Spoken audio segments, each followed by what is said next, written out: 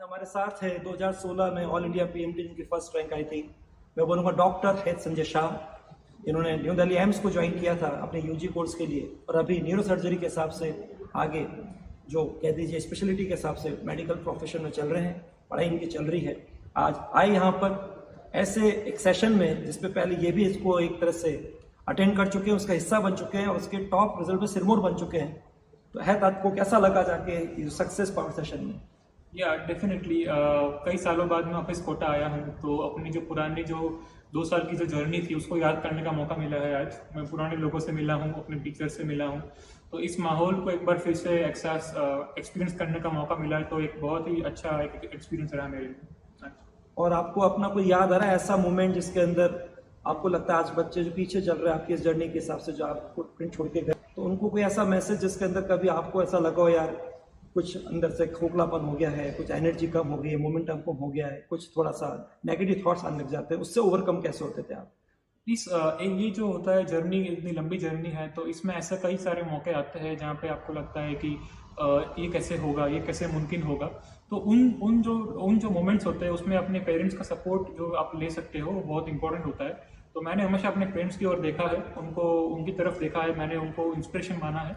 तो डेफिनेटली अगर उन मोमेंट्स में अगर आपके पास ऐसे 2 लोग खड़े होते हैं जो आपको सपोर्ट करेंगे, तो आप उन जर्नी से आराम से निकल सकते हो। और मेरे हिसाब से एक स्ट्रॉन्ग माइंड को इनके अलावा और कुछ सपोर्ट की जरूरत पड़ती नहीं है।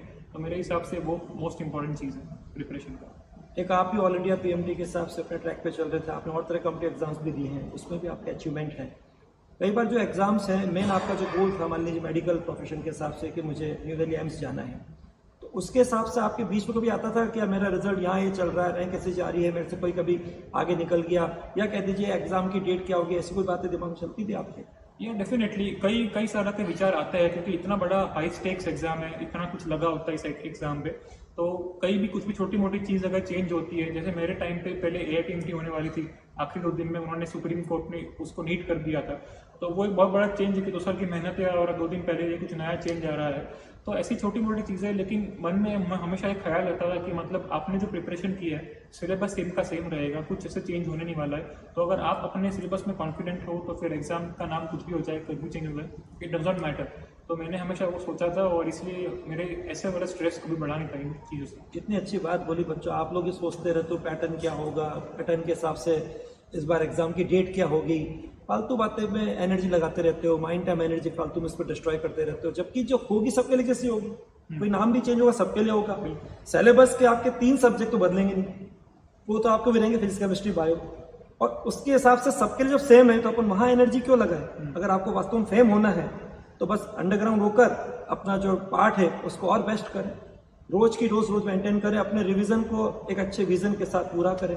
यही बच्चों के लिए खास आप जो करके गए हो वो आज के बच्चों को बताना है। आज के बच्चे यही चलता रहता है, और यूट्यूबर्स इतने आगे जो आए दिन कुछ ना कुछ, अब ये हो गया, अब नया नोटिफिकेशन आ गया, ये हो गया, फालतू में। और बच्चों को कई बार वो टाइम के हिसाब से मिसगाइड करते हैं, और उन बच्चों को कई बार जो बोल के चल जाते हैं तो जो लगता है कोई बोल के कुछ तो बात होगी। तो ऐसे बच्चों को अपने केवल एक ही चीज होनी चाहिए, जब तक कि जो कंडक्टिंग बॉडी है अगर वो कुछ आपको मैसेज नहीं देती है तब तक किसी बात पे विश्वास नहीं करना चाहिए। तुम्हारा क्या कहना है इसके अंदर? बिल्कुल सही है। आजकल बहुत सारी इन्फॉर्मेशन अवेलेबल है, जैसा कि आपने कहा, बहुत इजीली अवेलेबल है, और उसमें से अपने आप को काम का जो चीज़ ढूंढना होता है वो आना चाहिए। मेरे हिसाब से ये बहुत ही इंपॉर्टेंट एक एबिलिटी होती है सब में। तो अपने जो रिलेवेंट इन्फॉर्मेशन है, अपने वेबसाइट्स जो ट्रस्ट करते हैं उनको ध्यान रखिए। आपका कोई भी एक सोर्स होना चाहिए जहाँ से आप सारा अपने इन्फॉर्मेशन ले रहे हो, और उस पर भरोसा रखना चाहिए। तो मेरे हिसाब से ये बहुत ज़रूरी है आज के ज़माने में। एक लास्ट क्वेश्चन और है, क्योंकि बच्चों को जो फाइनल एग्जाम के लिए तैयार होना है उससे पहले वो अपने जहाँ भी तैयारी कर रहे हो उसमें रिहर्सल टेस्ट देते हैं, मॉक टेस्ट देते हैं, जिनको आप कह सकते हो वीडियो टेस्ट कह सकते हो। उनको देने से पहले टेस्ट जो भी होता है, एग्जाम होता है, सब दिन में होता है, उससे पहले रात आती है, रात में उनके साथ बात ऐसी जुड़ जाती है जो उनको अंदर से खोखला कर देती है। कभी आपके साथ ऐसा हुआ? हाँ, डेफिनेटली कोई भी एग्जाम के पहले आपको दिन भर ऐसा कुछ ना कुछ तो विचार आएंगे कि यार तैयारी कैसी पूरी हुई कि नहीं हुई, कॉन्फिडेंस है कि नहीं है, ये टॉपिक वीक रह गया है, ये कवर नहीं किया है। तो डेफिनेटली उन जो 24 घंटे का टाइम होता है क्योंकि एग्जाम के पहले, उसमें आपको दिमाग को ठंडा रखना बहुत जरूरी है, और आपको उन टॉपिक्स को पढ़ना जरूरी है जो कि आप कमजोर लगते हैं आपको।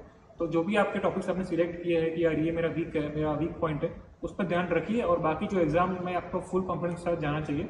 बाकी जो एग्जाम के बाद जो रिजल्ट आता है उसमें आपके कमियां जो निकलती है उस पर वर्क करना चाहिए। तो मेरे हिसाब से वो 24 घंटे एग्जाम के पहले बहुत ही इंपॉर्टेंट है कि आप स्ट्रेस फ्री रहे उस टाइम में।